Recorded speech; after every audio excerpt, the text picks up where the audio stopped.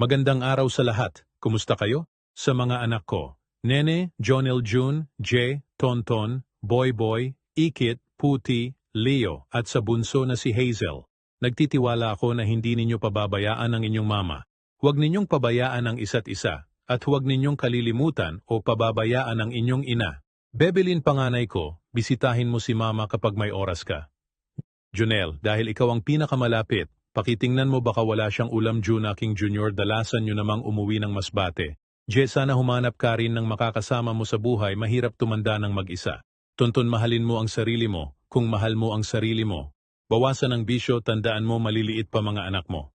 Boy, you're not getting younger, mag-settle down ka na. Ikit, wag puro trabaho masyado. Puti, ipakilala mo kay mama mo ang girlfriend mo Leo. Seryosuhin ang trabaho kung gusto umasenso Hazel, mas masaya pa rin akong makita kang magtapos ng pag-aaral mo. Bimahal kong asawa, salamat sa lahat ng sakripisyo, alagaan mo ang sarili mo,